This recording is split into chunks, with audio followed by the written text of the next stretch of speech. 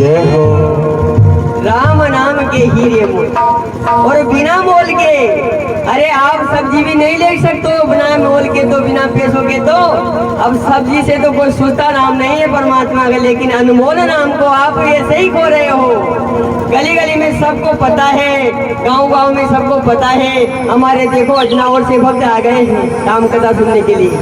मैंने वही पहचान लिया भक्तों को कि अजनावर से आए हैं।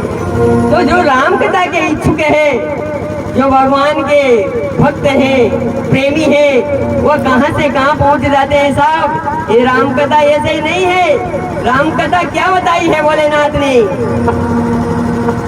कि राम कथा सुंदर करतारी,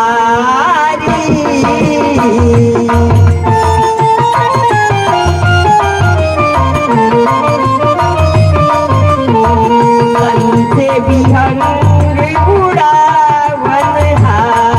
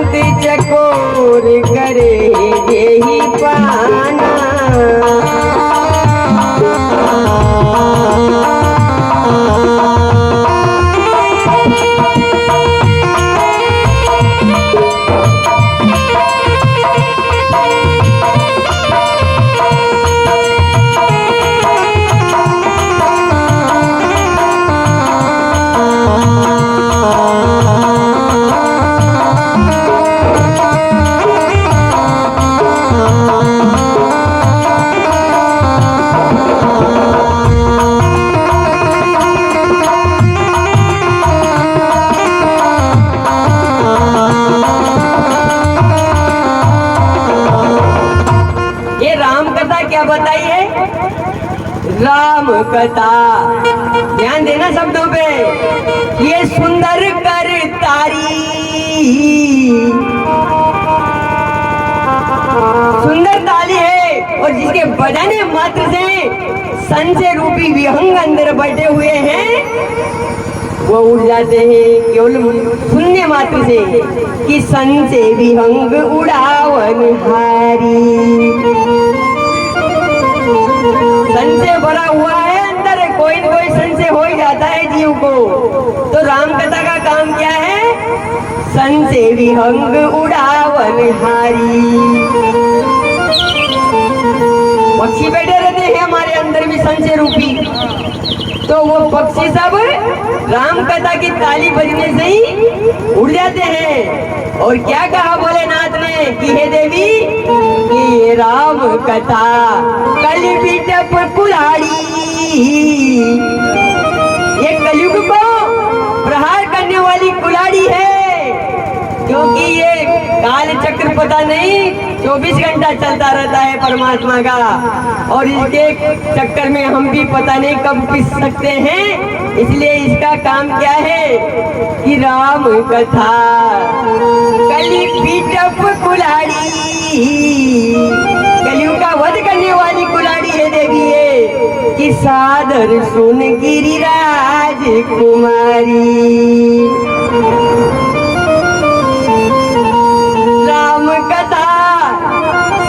किरण समाना और संत चकोर करे यही पाना। हर कोई मनुष्य के काम नहीं है साहब कथा सुनने का, कथा में जाने का।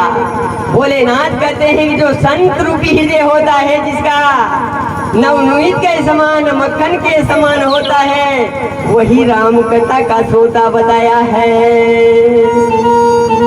क्योंकि चंद्रमा का काम क्या है? शीतलता प्रदान करना। राम कथा सच किरण समाना। चंद्रमा की किरणें क्या करती है? पोषण प्रदान करती है। रात में देखो, सूर्यास्त होने के बाद में चंद्रमा की चांदनी और सारे वनस्पतियों को ऐसा पोषण प्रदान करती है तो फूल खिल जाते हैं साहब। रात भर में इतना छोटा जो फल इतना बड़ा हो जाता है, होता है ना, क्योंकि शीतलता प्रदान करता है चंद्रमा। इसलिए राम कथा सच किरण समाना और संत चकोर करे यही पाना। अब सब संत ये जैसे नहीं होते, और संत ना ही कोई वेशभूषा से होते हैं साहब। संतों की पहचान वेशभूषा से नहीं होती, संत की पहचान तो विचारों से होती है। जटा बढ़ाना, बसम रमाना और बड़े बड़े दाढ़ी और बड़े बड़ी जटा और अघोरी वेश में रह और जंगल में निकल जाए, उनको संत नहीं कहते साहब। संत तो गृहस्थी में होकर कर भी वो संत है। क्योंकि भरत जी को प्रयागराज ने संत कहा कि हे भरत, तू तो संत है संत।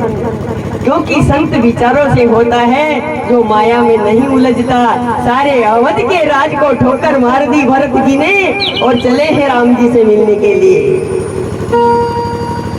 तो वो साधु है साहब, और साधु होकर के गृहस्थी में फंस जाए फिर वो काहे का साधु। इसलिए तो गृहस्थ आश्रम सबसे बड़ा आश्रम बताया है।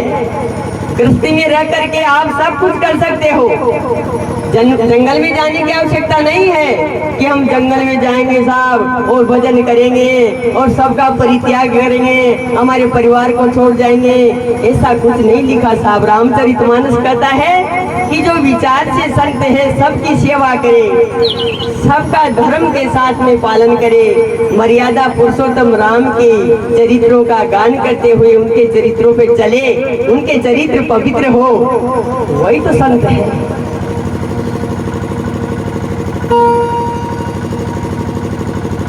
सती देखो, जैसे ही भोलेनाथ समाधि में बैठ गए हैं तो सती अपने आप को समाप्त करने के लिए विचार कर रही है कि राम जी, मैंने आपका अपमान किया है, उन्होंने मेरा ये शरीर अभी भस्म कर दो।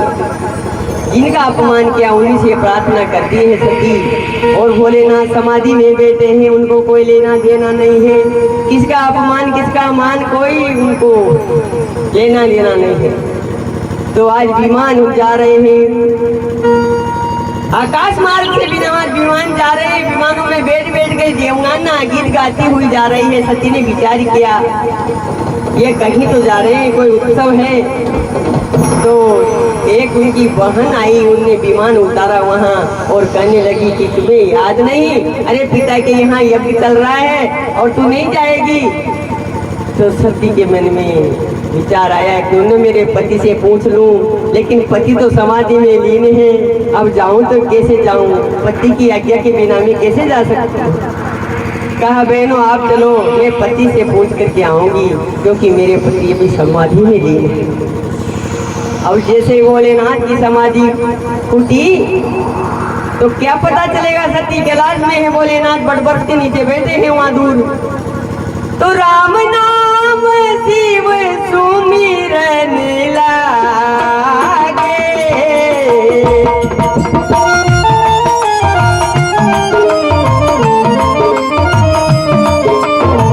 जाने सती जगत पति जागे।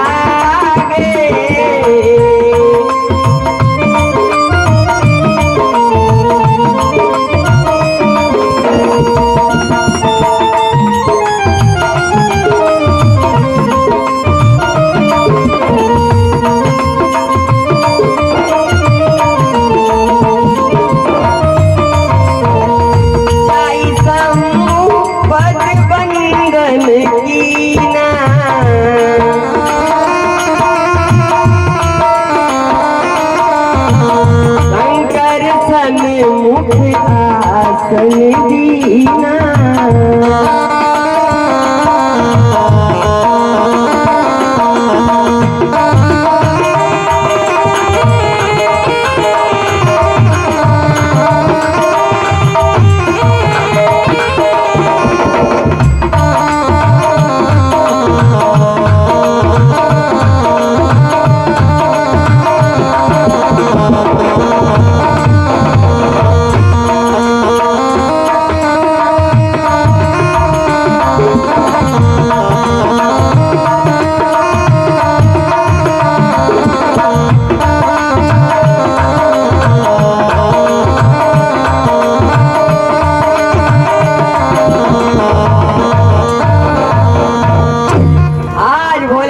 समाधि टूटी है तो राम नाम शिव सुमिरन लागे। अब जाने सती जगत पति जागे। राम नाम का सुमरन सुना सती ने और सोच लिया कि जगत के देवता जाग गए हैं भोलेनाथ, तूने उनसे आज्ञा मांगने के लिए जाऊं। सती आई है तो सती कहाँ बैठती थी पहले, जब अपमान नहीं किया था राम जी का तो सती भगवान शंकर की गोद में बैठती थी, भांग भाग में बैठती थी। लेकिन अब आज मन में संकल्प कर लिया भोलेनाथ ने कि यही तन सती भेट अब नहीं, शिव संकल्प कीन मन माही। मन में संकल्प कर लिया है कि अब मैं सती को गोद में नहीं बैठाऊं, क्योंकि वह हमारी माता है, उसने सीता का वेश बना लिया, इसलिए अब शंकर सन्मुख आसन दीना। जैसे ही सती आई तो अब सामने बिठा दिया है, सामने आसन लगा दिया, माता के समान बिठा करके आज सती का अब आज सम्मान करके बिठा रहे हैं भोलेनाथ। तो इसलिए सती गई है, किस काम से गई थी सती पति के पास कि मैं भी मेरे पिता के घर में ही उत्सव है, मैं आपकी आज्ञा हो तो जाऊं। तो सती ने प्रसन्नता देखी मुख के ऊपर, पति का रुख देख के बात करना है देवियों, क्योंकि पति का मूड हमेशा अच्छा नहीं रहता। अगर आपका कोई भी आपको प्रसन्न करना है, उनका मूड देख लो कि बढ़िया मूड चल रहा है, अभी जो कहनी हो वो अभी कह दे, नहीं तो बाद में छोरा छोरा ठोको करो बात कर देगा। तो ऐसी बात पति की अनुकूलता हो, ये रामचरितमानस कहता है कि पति अनुकूल सदा रह सीता। पति के अनुकूल होना चाहिए, मूड उनका बढ़िया है। तो मैया सुनैना जी ने मैया जानकी जी से यही कहा था। क्या कहा था मैया जानकी से सुनैना जी ने? क्या नाम है जनक जी की पत्नी का? सुनैना। तो क्या कहा था उन्हें कि बेटी सासु ससुर गुरु सेवा करे हूँ। क्या शिक्षा दी सुनैना जी ने कि बेटा सबकी सेवा करना है, क्योंकि बहू बन के जा रही हो तो तुम्हें सेवा करना है सबकी, लेकिन पति का रुख देख के बात करना है। सेवा सबकी करना है बेटा। क्या कर रही है कि सास ससुर गुरु सेवा करे पति लखी रुख आय सुअनुसर बेटी, पति का रुख देख के बात करना है। इसलिए आज मैया सती भी रुख देख लिया, भोलेनाथ प्रसन्न मुद्रा में है तो क्या कर रही है कि पिता भवन उत्सव परम जो प्रभु आए सुहोई, तो मैं जाऊं कृपायतन सादर देखन सोई। आज सती ने कहा है मेरे पति प्रसन्न है, क्यों न मैं जाने की इनसे बात कहूँ। तो आज सती ने क्या कहा कि मेरे पिता के घर में यज्ञ चल रहा है, ऐसा कथा का आयोजन हो रहा है और आप आज्ञा दे तो मैं वहाँ चली जाऊँ। सारी बहनें पहुँच गई है और पीहर तो पीहर होता है साहब। पीहर में कितनी भी गरीबी हो लेकिन फिर भी बेटी वहाँ की प्रसन्नता करती है। आज सती के साथ में भी यही बात चल रही है, क्योंकि मेरी बहनें मिलेगी, मेरे जीजा जी आएंगे, मेरे मामा जी आएंगे, मेरे चाचा ताऊ सब आएंगे वहाँ, क्यों न मैं भी जाऊँ उस यज्ञ में। तो भोलेनाथ ने कहा देवी हमें निमंत्रण नहीं आया है और वहाँ आप जाओगी तो आपका अपमान होगा, बिना बुलाए नहीं जाना चाहिए। हाँ आप जा सकती हो, जैसे गुरु के यहाँ जाना है तो वहाँ कोई बात नहीं, बुलावा न हो तो भी जाओ दर्शन करने के लिए।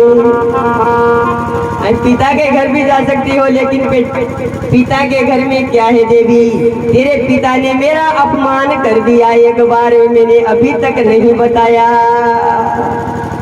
कहते ना कि जर गाड़ा था जी भाई घणो बढ़िया, मन क्यों तो जर गाड़ा था। अरे जर पीना हर कोई के बस की बात नहीं देवियों, एक छोटी सी बात होगी ना उसमें आकर के बंडर कर देता है आदमी।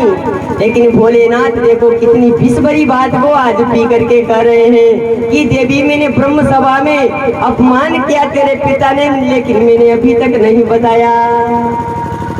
उसने मेरा घोर निंदा करी है और घोर अपराध किया है देवी। मैंने जो प्रणाम बड़े बड़े देव ऋषियों को महाजनों को करना चाहिए वो प्रणाम मैंने मन ही मन में तेरे पिता का किया था, लेकिन तेरे पिता ने मेरे प्रणाम को स्वीकार नहीं किया, बल्कि ऊपर से मुझे बहुत बड़ी बुरी बातें सुनाई। इसलिए देवी मैं उस सभा से उठ कर के आ गया और मैंने आज तक तुझसे नहीं कहा। उस पिता के यहाँ देवी तुमको नहीं जाना चाहिए, अगर आप बिना बुलाई भी जाओगी तो वहाँ आपका अपमान होगा। तो फिर भी क्या कहती है सती कि शिव शंकर भोलानाथ प्रेम से आज्ञा मांग रही है। यही तो पत्नी का कर्तव्य है साहब। पति बताओ नारी 10 बार पूछती है, अजय न कभी वो जाए छोटा तो मानव बनाओ जाओ नहीं, ये रामचरितमानस कहता है ओ शिव शंकर भोलानाथ ओ नाथ पहुँचा जो रे भोला पैर में शिव शंकर।